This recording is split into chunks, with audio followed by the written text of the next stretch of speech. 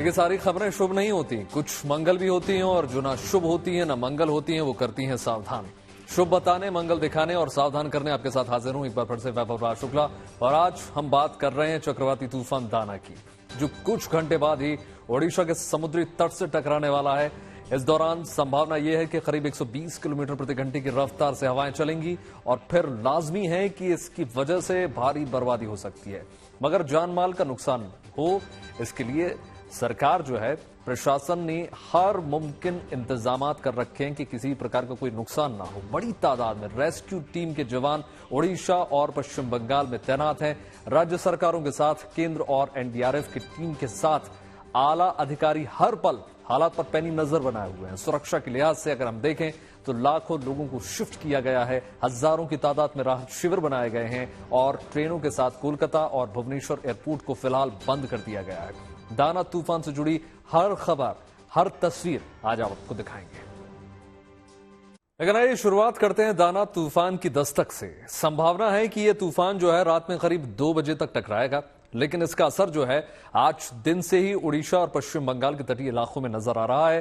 रात की ये तस्वीरें कोलकाता की हैं, जहां बारिश हो रही है। ये तूफान के आने से पहले की बारिश है। जब साइक्लोन उड़ीसा के तट से टकराएगा तो भारी बारिश का अनुमान है। आप देख सकते हैं कि एहतियातन ओडिशा जाने वाली बसें स्टैंड में खड़ी हुई हैं। इस वक्त सफर खतरे से खाली नहीं है, इसलिए बस, ट्रेन और फ्लाइट सब पूरी तरीके से बंद है। देखिए, बंगाल की खाड़ी से आगे बढ़ रहा तूफान आज रात ओडिशा के तटीय इलाकों पर लैंडफॉल करने वाला है। माना यह जा रहा है कि लैंडफॉल यानी तट से टकराने के समय हवाएं करीब 120 किलोमीटर प्रति घंटे की रफ्तार से चलेंगी। समंदर में ऊंची लहरें उठेंगी और भारी बारिश हो सकती है। तूफान की दस्तक देने से पहले ही ओडिशा में मौसम मिजाज बदल चुका है। ओडिशा के तटीय इलाकों में तेज हवा के साथ साथ बारिश हो रही है। इस तूफान में बड़ी चुनौतियां लेकर यह आ सकता है। मुमकिन है कि बड़े पैमाने पर तबाही हो, लेकिन हर चुनौती का सामना करने के लिए सरकार और प्रशासन पूरी तरीके से तैयार है। राहत और बचाव में टीमें जो है पूरी तरीके से मुस्तैद हैं। ओडिशा की क्या हालत है, रिपोर्ट देखिए।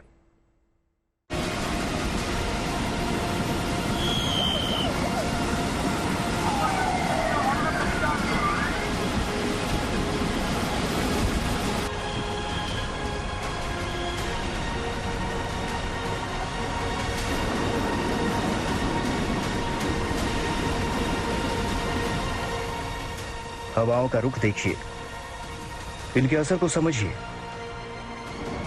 और आने वाले तूफान का अंदाजा लगाइए। ये तस्वीरें दिन की हैं, यानी ये बस ट्रेलर है। कुछ घंटों बाद जब तूफान पूरी ताकत से आएगा और ओडिशा के समुद्री तट से टकराएगा, वो पिक्चर क्या होगी, इसका अंदाजा लगाया जा सकता है। 75 से 80 किलोमीटर प्रति घंटे की रफ्तार से चल रही हवा के सामने खड़ा होना मुश्किल है। पेड़ ऐसे झूम रहे हैं जैसे उखड़ जाएंगे। समंदर की ऊंची लहरें कई घंटे पहले से ही आने वाले तूफान का असर बयां कर रही है। सोचिए, जब हवा की रफ्तार 120 किलोमीटर प्रति घंटे से ज्यादा होगी तो मंजर क्या होगा। चक्रवाती तूफान दाना पूरी रफ्तार से ओडिशा के समुद्री तट की ओर बढ़ रहा है। मौसम विभाग के मुताबिक रात करीब 2 बजे तूफान ओडिशा के भीतरकनिका नेशनल पार्क और धामरा पाट के पास लैंड करेगा और इसकी लैंडफॉल प्रोसेस 5 घंटे चलेगी। इस वक्त हम लोग उड़ीसा के धामरा पोर्ट के बेहद नजदीक समुद्र के किनारे हैं और तूफान के आने से पहले समुद्र में जो हलचल है वो आपको दिखा रहे हैं। लहरें यहाँ काफी तेज हो गई हैं। हालांकि ये यहाँ पर जो लहरें होती हैं बहुत कम होती हैं नॉर्मली, लेकिन अभी बारिश हो रही है, हवाएं तेज हो रही हैं, ऐसे में लहरें भी थोड़ी बढ़ रही हैं। आप देख सकते हैं फिशिंग जो बोट्स हैं यहाँ पर किस तरह से बांध कर रखे गए हैं, क्योंकि हवाओं में जो की गति से जो करंट है पानी में वो बेहद ज्यादा है। आप देख सकते हैं किस तरीके से जो फिशिंग बोट्स हैं उनको लगभग पानी अपने साथ खींच के ले जाने की कोशिश कर रहा है, लेकिन उसे बांध कर रखा गया है। ये पोर्ट है, धामरा पोर्ट है और यहीं पर जो लैंडफॉल का प्रोसेस है वो शुरू होने वाला है। और उससे पहले जो स्थिति है, भारी बारिश हो रही है, तेज हवाएं चल रही हैं और प्रशासन की ओर से पूरी व्यवस्था की गई है। हालांकि यहाँ पर जो रहने वाले लोग थे, मछुआरे थे या जो स्थानीय लोग थे, उनको यहाँ से सुरक्षित इवैक्यूएट कर लिया गया है, निकाल लिया गया है। चक्रवाती तूफान से कई तटीय इलाकों में जबरदस्त बारिश होगी। तेज हवा के साथ ऊंची लहरें उठेंगी। ओडिशा में धामरा के साथ साथ भद्रक और पुरी में तूफान अपना विकराल रूप दिखा सकता है, जहां समंदर के किनारे मौसम पूरी तरह अपना मिजाज बदल चुका है। दिन के वक्त ऐसी धुंध दिखी जैसे शाम हो गई हो। पुरी की तस्वीर देख लीजिए, जहां गरजती हुई हवाएं समंदर का बदला हुआ मिजाज बता रही हैं। संकट बड़ा है, इसलिए सुरक्षा के इंतजाम भी जबरदस्त किए गए हैं। किनारे की दुकानें बंद हैं। पुरी से करीब 3000 टूरिस्टों को वापस भेज दिया गया है। पुरी में 4 दिन के होटल की बुकिंग पर रोक है।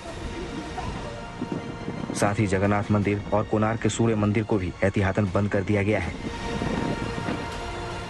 ओडिशा के भद्रक की तस्वीरें भी हाहाकारी है। दिन से ही यहाँ भारी बारिश हो रही है। तेज रफ्तार हवा के सामने पेड़ नतमस्तक नजर आए। आशंका है कि इस तटीय इलाके में भी तूफान तबाही ला सकता है। धामरा या भद्रक में बर्बादी के आसार ज्यादा हैं। लेकिन असर ओडिशा के 30 में से 14 तटीय जिलों में होने की आशंका है। आईएमडी ने 24 से 26 अक्टूबर तक अंगुल, न्यागढ़, बालेश्वर, मयूरभंज, केंद्रपाड़ा, जगतसिंहपुर, कटक और गंजम में भारी से बहुत भारी बारिश की आशंका जताई है। धीरे रेनफॉल का इंटेंसिटी बढ़ेगा और जैसे हम पहले पूर्वानुमान किए थे, यही पूर्वानुमान जारी रखे हैं कि सभी जगह पर बारिश होने के साथ साथ कुछ इलाका में कोस्टल डिस्ट्रिक्ट्स और इसका आसपास जो इंटर डिस्ट्रिक्ट है heavy to very heavy rainfall यानी 20 सेंटीमीटर तक रेनफॉल हो सकता है और कुछ स्थान पर एक्सट्रीमली हेवी रेनफॉल यानी 20 से 30 सेंटीमीटर तक बारिश होने का संभावना है। दाना तूफान से बर्बादी की आशंका को देखते हुए सरकार और प्रशासन पूरी तरह अलर्ट है। हर जरूरी कदम उठाए गए हैं और लगातार काम हो रहा है। एनडीआरएफ की 20, ओडीआरएफ की 51 और फायर ब्रिगेड की 178 टीमें लगाई गई हैं। 6000 राहत शिविर बनाए गए हैं। 14 जिलों में 10 लाख लोगों को शिफ्ट किया जा चुका है। अभी तक लगभग 3 लाख से ज़्यादा लोगों का ऑलरेडी कंप्लीट इवैक्यूएशन हो गया। अभी तक 2300 से ज़्यादा गर्भवती महिलाओं को भी सुरक्षित स्थान को स्थानांतरित किया गया है। लोगों को सुरक्षित स्थान में रखने के लिए जो हमारा साइक्लोन शेल्टर 7000 से ज़्यादा तैयारी और स्वतंत्र भाव में उनका व्यवस्था किया गया है। ओडिशा में तूफान से प्रभावित होने वाले सभी जिलों में स्कूल कॉलेज 25 अक्टूबर तक बंद कर दिए गए हैं। टूरिज्म पार्क और ओडिशा हाई कोर्ट को भी तब तक बंद रखने का फैसला किया गया है। लेकिन इस आपदा से निपटने के लिए सरकारी कर्मचारियों की छुट्टियां रद्द कर दी गई हैं। ओडिशा के धामरा पाट से अनुपम मिश्रा के साथ bureau report, good news today. देखिए, दाना तूफान का संकट कितना बड़ा होगा इसको अभी दावे से नहीं कहा जा सकता, लेकिन हर जरूरी इंतजाम किए जा रहे हैं। आज शाम 5 बजे से भुवनेश्वर एयरपोर्ट को अगले 16 घंटों के लिए बंद कर दिया गया है। शाम 6 बजे से कोलकाता एयरपोर्ट को भी बंद कर दिया गया है। दोनों ही एयरपोर्ट के सभी दरवाजे सील कर दिए गए हैं। यानी इस दौरान करीब 300 फ्लाइट कैंसिल हो गई हैं। रेलवे के अलग अलग जोन में कुल मिलाकर अगर हम देखें तो 552 ट्रेनें रद्द कर दी गई हैं। देखिए, दाना तूफान अगर पूरी ताकत से उड़ीसा के समुद्री तट से टकराता है तो तय है कि वहां के बड़े तटीय इलाकों में और कई जिलों में हालात बिगड़ सकते हैं। मगर तूफान उड़ीसा तक ही नहीं रुकेगा। इसका असर जो है पश्चिम बंगाल के तटीय इलाकों में भी देखने को मिलेगा, बल्कि इसकी वजह से कोलकाता के कई जिलों में मौसम का रुख बदला हुआ है। समुद्र में लहरें उठ रही हैं, लगातार बारिश हो रही है, इसलिए पश्चिम बंगाल सरकार भी पूरी तरीके से सतर्क है, अलर्ट है। राहत बचाव की टीम भी तैनात है पूरी तरीके से। सचिवालय में बने कंट्रोल रूम में खुद मुख्यमंत्री ममता बनर्जी मौजूद है। आज पूरी रात वो हालात पर नजर रखेंगी ताकि परिस्थितियों के हिसाब से तुरंत फैसला लिया जा सके। रिपोर्ट देखिए।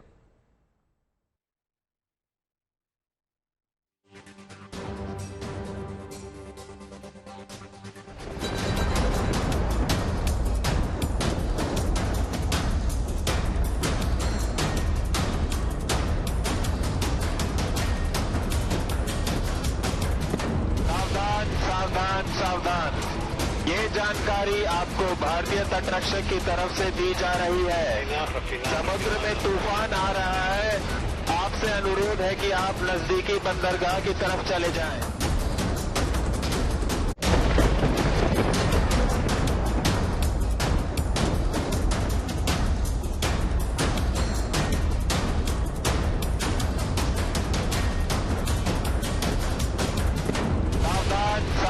सावधान, ये जानकारी आपको भारतीय तटरक्षक की तरफ से दी जा रही है।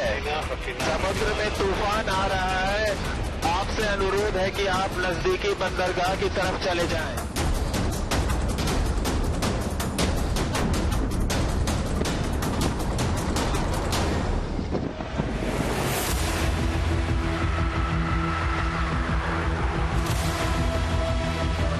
समंदर की लहरें उस तूफान का संकेत दे रही हैं जो कुछ घंटों में ओडिशा के तट से टकराएगा और जिसका असर पश्चिम बंगाल के समुद्री इलाकों तक आएगा। ये चक्रवाती तूफान बर्बादी का सबब बन सकता है, लिहाजा हर स्तर पर मुस्तैदी है। समुद्र में तूफान आ रहा है, आपसे अनुरोध है कि आप नजदीकी बंदरगाह की तरफ चले जाएं। ये तस्वीरें दीघा की हैं, जहां दिन के वक्त ही तेज हवा के साथ ऊपर उठती लहरों ने एहसास करा दिया कि बाद में क्या होने वाला है। बहुत सारे कदम लिए गए हैं। आप देख सकते हैं इस वक्त जो समंदर है उसका कंडीशन क्या है, और यही कारण है कि दीघा जो एक बहुत ही पॉपुलर टूरिस्ट स्पॉट है उसको बिल्कुल खाली कर दिया गया है। जितने भी तटीय क्षेत्र हैं उड़ीसा और बंगाल के तटीय क्षेत्र में, वहां के जो लोकल्स हैं उनको दूर जगह में जो हाईलैंड है वहां पे शेल्टर होम्स में रखा गया है। समुद्री तूफान की वजह से ओडिशा के साथ साथ पश्चिम बंगाल का भी बड़ा इलाका प्रभावित होने वाला है। पूर्वी मोदिनीपुर के तेजपुर से समुद्र तट की ये तस्वीर जरा देखिए। तूफान अभी आया नहीं था कि समंदर अशांत दिखा। मछुआरों को समंदर में नहीं जाने की चेतावनी है और बड़ी संख्या में लोगों को तटीय इलाकों से दूर राहत शिविरों में भेजा जा रहा है। सुरक्षा के मद्देनजर पश्चिम बंगाल के 8 जिलों में तूफान को लेकर अलर्ट जारी किया जा चुका है।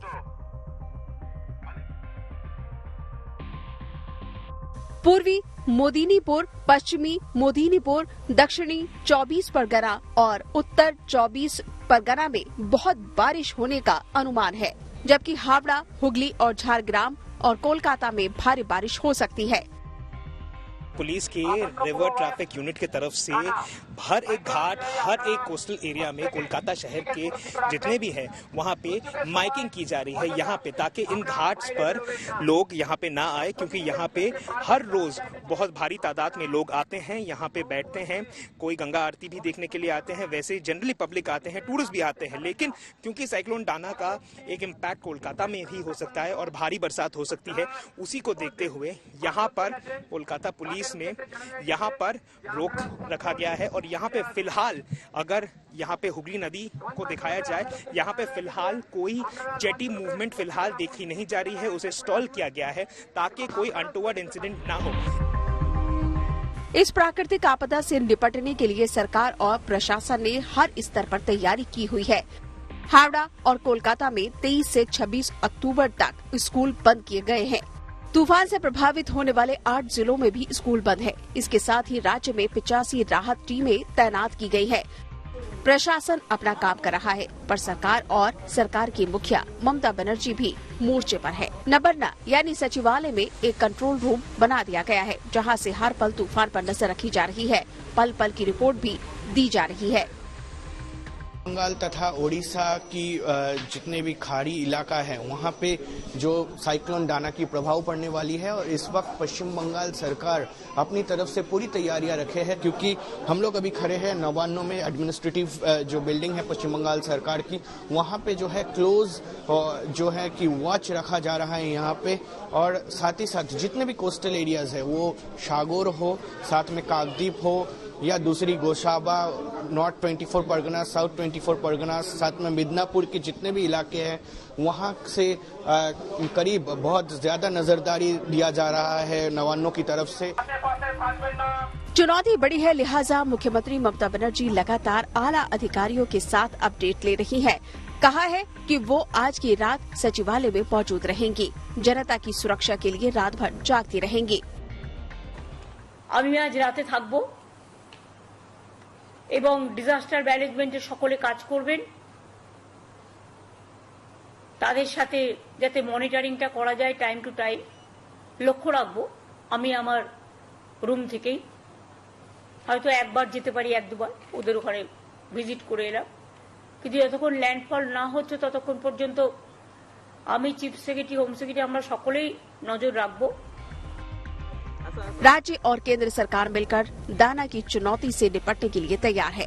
जैसी तैयारी है उससे उम्मीद की जा सकती है कि जान का नुकसान संभवतः नहीं होगा, मगर तबाही कहां और किस हद तक होगी ये हवाओं की रफ्तार पर निर्भर करेगा। कोलकाता से अनिर्बान और सूर्याग्नि के साथ दीघा से इंद्रजीत कुंडू के साथ bureau report, good news today. Orissa के तट पर दाना तूफान टकराएगा। जाहिर सी बात है इसका सबसे ज्यादा असर जो है उड़ीसा के तटवर्ती इलाकों पर देखने को मिलेगा। इसके पास ही पश्चिम बंगाल के कई इलाकों में भी भारी बारिश की संभावना है, लेकिन 6 राज्यों में इस चक्रवाती तूफान का असर हो सकता है। आंध्र प्रदेश के रायलसीमा इलाके में भारी बारिश के साथ ही करीब देखिए 50 किलोमीटर प्रति घंटे की रफ्तार से हवाएं चलने का अनुमान है।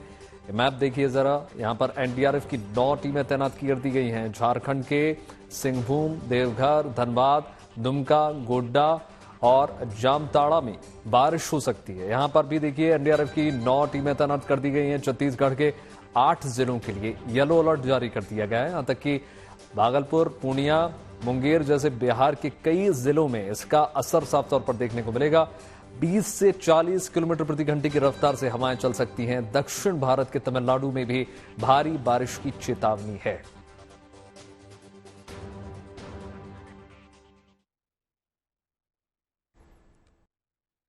दाना तूफान से ज्यादा नुकसान ना हो इसलिए उड़ीसा और पश्चिम बंगाल में जबरदस्त इंतजामात हैं। रेस्क्यू टीम के साथ साथ फायर ब्रिगेड की टीमें भी बड़ी तादाद में तैनात कर दी गई हैं। दिल्ली में भी एनडीआरएफ के कंट्रोल रूम से लगातार हालात पर पैनी नजर रखी जा रही है। तूफान और उसके लिए तैयारी पर हमने एनडीआरएफ के डीआईजी ऑपरेशन मोहसिन शाहिदी से बातचीत की। देखिए पर आप देखिए कि जो तमाम टीमें, चाहे वो उड़ीसा हो वहां पर सबसे ज्यादा इफेक्ट हो रहा है, पश्चिम बंगाल हो वहां पर भी इफेक्ट काफी इस साइक्लोन का रहेगा, तो उसी हिसाब से एनडीआरएफ की टीमें यहां पर लगाई गई हैं। इसके साथ ही झारखंड में 9 एनडीआरएफ की टीमें हैं, आंध्र प्रदेश में भी एनडीआरएफ की टीमें लगाई गई हैं। एनडीआरएफ के कंट्रोल रूम से 24/7 लगातार यहां पर मॉनिटरिंग की जा रही है। साइक्लोनिक स्टॉर्म दाना जो डेवलप हुआ है बे बंगाल में, इसको देखते हुए एनडीआरएफ की 56 टीमों की तैनाती की गई है 5 डिस्ट्रिक्ट्स में, जिसमें उड़ीसा में 20 टीमों की तैनाती की गई है, वेस्ट बंगाल में 17 टीमें हैं, झारखंड और आंध्र प्रदेश और छत्तीसगढ़ में भी 19 टीमें मौजूद हैं, खासतौर पर पोस्ट लैंडफॉल इफेक्ट जो है उसको टेक केयर करने के लिए। इसमें जो सबसे ज़्यादा जो हमारा इम्पैक्ट एरिया होगा वो उड़ीसा और वेस्ट बंगाल होगा, इसलिए यहाँ पर फोकस एरिया है। भद्रक डिस्ट्रिक्ट जो है उसमें बताया जा रहा है कि लैंडफॉल का सबसे ज़्यादा इम्पैक्ट होगा, सो उसके लिए जो हमारी टीम्स हैं उसका कंसंट्रेशन भी वहाँ पर है। इवैक्यूएशन की कार्रवाई बड़े पैमाने पर चल रही है। तकरीबन 1,72,000 लोगों को इवैक्यूएट किया गया है उड़ीसा में। वेस्ट बंगाल में 1,50,000 लोगों को इवैक्यूएट किया गया है। तो उसको लेकर के पूरी तरीके से एनडीआरएफ जो है वो चौकस है। फिलहाल इस विशेष कार्यक्रम में इतना ही। देश और दुनिया की तमाम पॉजिटिव खबरों के लिए जुड़े रहिए गुड न्यूज टुडे के साथ। नमस्कार।